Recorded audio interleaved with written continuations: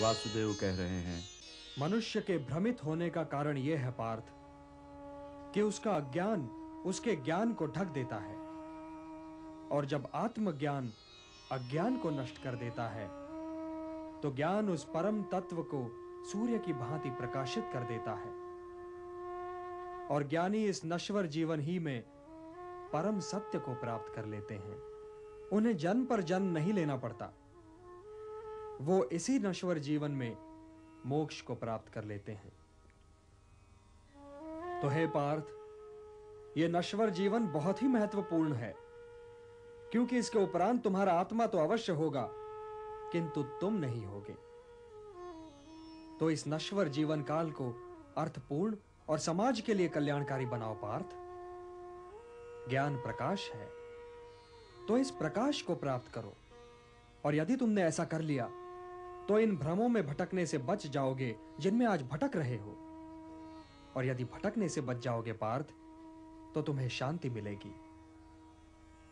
हे धनंजय, शांति का सीधा मार्ग मैं हूं।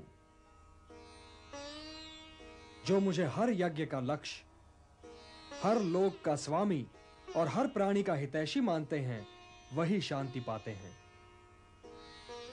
यदि तुम मुझे अपना हितैषी समझते हो पार्थ, तो मेरा कहा मानो और युद्ध करो, क्योंकि यह युद्ध किए बिना तुम्हें शांति नहीं मिल सकती। अपने धर्म से भागने का मार्ग शांति की प्राप्ति का मार्ग नहीं है पार्थ। यह युद्ध तुम्हारा धर्म है, तो अपने इस धर्म का पालन करो पार्थ, और उसके परिणाम के विषय में न सोचो। कौन मरेगा या कौन जिएगा, यह तुम्हारी समस्या नहीं है। हे पांडव, लोग जिसे सन्यास कहते हैं उसे तुम योग मानो, और संशय, द्वेष और आकांक्षा से मुक्त होकर युद्ध करो, क्योंकि इन्हें त्यागे बिना तो कोई योगी हो ही नहीं सकता। उद्धरेत आत्मना आत्मानम न आत्मानम अवसादयेत आत्मैव ह्यात्मनो बंधुः आत्मैव रिपुरात्मनः।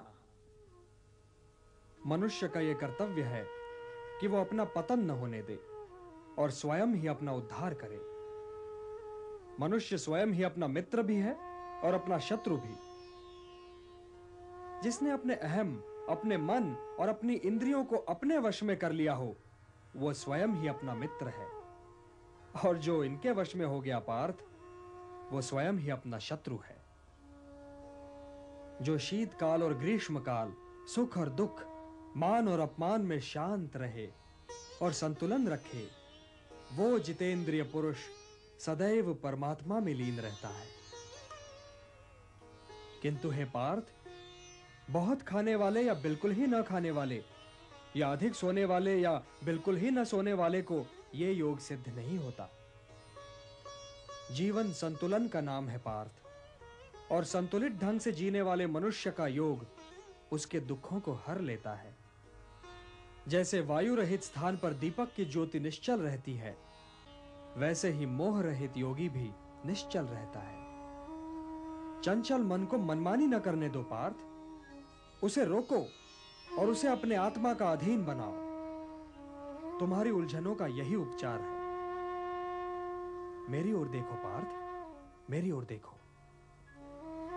जिसे हर दिशा और हर वस्तु में केवल मैं ही दिखाई दूं, वो तो कभी भटक ही नहीं सकता। जो मुझे नहीं भूलता पार्थ, मैं भी उसे नहीं भूलता। वो तो सांसारिक जीवन व्यतीत करते हुए भी संसार से अलग और मेरे भीतर रहता है। हे अर्जुन, जो योगी सबके सुख दुख को अपना सुख दुख माने, वही परम श्रेष्ठ है। आत्मा उपम्येन सर्वत्र समम पश्यति योर्जुन सुखम वा यदि वा दुखम स योगी परमो मतः। किंतु योग मार्ग पे चलते चलते मन भटक तो सकता है। भटक क्यों नहीं सकता? अवश्य भटक सकता है। केशव, तो फिर ब्रह्म की प्राप्ति के मार्ग में इस भटकन का परिणाम क्या होता है? भटक जाने वाला बादल की भांति छिन्न भिन्न होकर कहीं नष्ट तो नहीं हो जाता केशव? वो चाहे लोक हो चाहे परलोक, कल्याणकारी शुभ कार्य करने वालों की दुर्गति तो हो ही नहीं सकती। हे कुंती पुत्र, मुझ में मन लगाओ, मुझ पर निर्भर होकर योग करो, तुम्हें मेरा संशय रहित पूर्ण ज्ञान मिल जाएगा। हे धनंजय, सबसे बड़ा सत्य तो मैं ही हूं। मैं ही वो धागा हूं जिसमें ये सारी प्रकृति मणियों की भांति पिरोई हुई है। हे कौंतेय, जल में रस मैं हूं, सूर्य और चंद्रमा में प्रकाश मैं हूं, वेदों में ओमकार मैं हूं, आकाश में शब्द भी मैं ही हूं।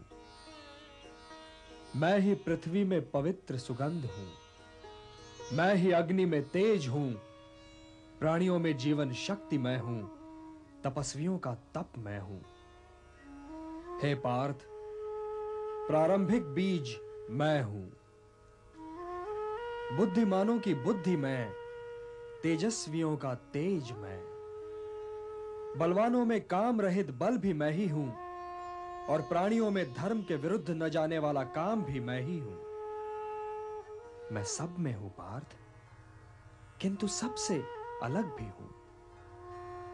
मैं अविनाशी हूं, मैं निर्गुण हूं। हे पार्थ, मैं बीते हुए सारे कालों, इस बीतते हुए आधुनिक काल और आने वाले सारे कालों के सारे प्राणियों को जानता हूं, परंतु मुझे कोई नहीं जानता। मैं ही जगत का पिता भी हूं, माता भी और पोषक भी। मैं ही ऋग्वेद हूं और मैं ही सामवेद। मैं ही स्वामी हूं और मैं ही शरण। मैं ही सृजन हूं और मैं ही विलोपन।